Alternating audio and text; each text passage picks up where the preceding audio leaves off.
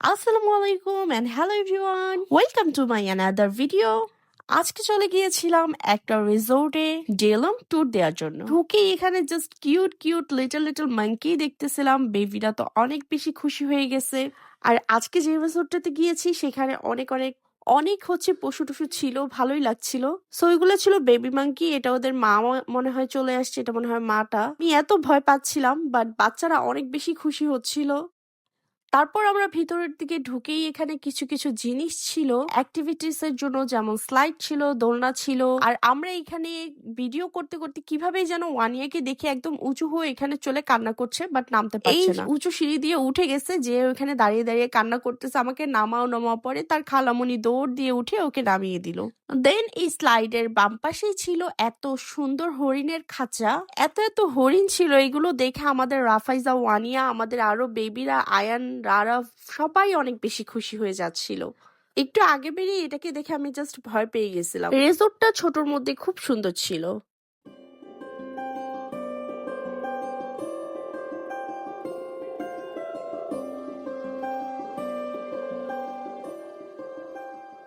গিয়েছিলাম আসলে বাচ্চাদের খেলাধুলার জন্য, বাচ্চারা খেলা করবে, মজা করবে। বাট যাওয়ার পর কিন্তু আমরা নিজেরাই মজা করা স্টার্ট করে দিছিলাম।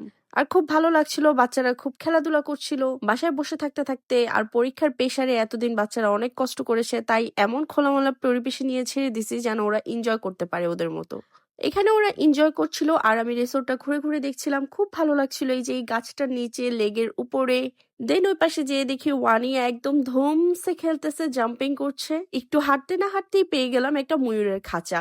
আর এই খাঁচার ঠিক পাশেই ছিল একটা কামরাঙ্গা গাছ। তো ওই কামরাঙ্গা গাছের নিচে অনেকগুলো কামরাঙ্গা পড়েছিল, ওগুলো উঠিয়ে ময়ূরকে দিচ্ছিলাম, খুব মজা নিয়ে খাচ্ছিল। ও খাইতেছে আমার হাত থেকে। ওয়ানিয়া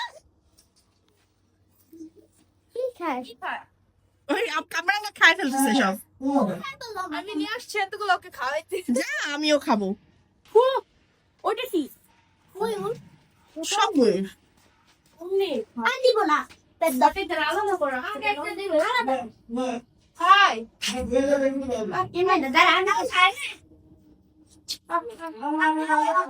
এই ময়ূরটা অনেক বেশি সুন্দর ছিল, অনেক বড় বড় তার পাকগুলো ছিল। এখানে আমাদের ওয়ানিয়াও হচ্ছে খাইয়ে দিচ্ছিল, রাফাইজা খাইয়ে দিচ্ছিল, মানে ওরা খুব খুশি ছিল বাচ্চাগুলো। আর বাচ্চাদের এগুলো খুশি হতে দেখে আমার নিজের কাছেই খুব ভালো লাগছিল।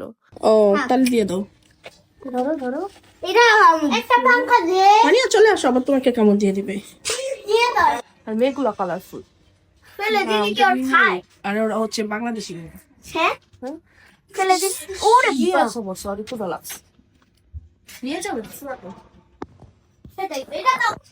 এই। আমারটা খাও, আমারটা। খাওয়া নেই তো।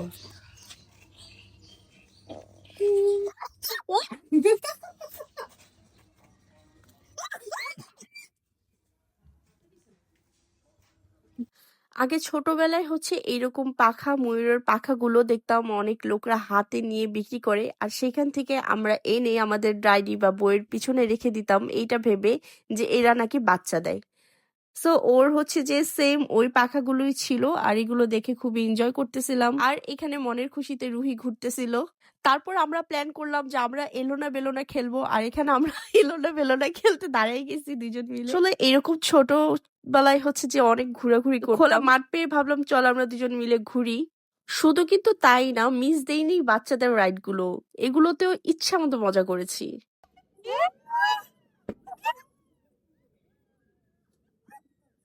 এইখানে আমরা ট্রাই করছিলাম যে একজনকে উপরে বসিয়ে রেখে দিব, বাট কোনো মতেই পারছিলাম না।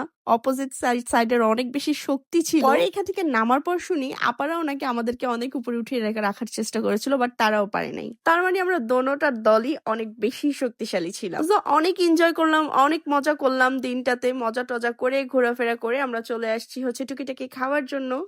সো এখানে আমরা ওয়ার্ডার দিয়ে হচ্ছে বসেছিলাম আর গল্প টল্প করছিলাম সবাই মিলে খুব সুন্দর একটা দিন কাটিয়েছি। ব্লগটা এই পর্যন্তই ছিল, সবাই ভালো থাকবেন, আল্লাহ হাফেজ।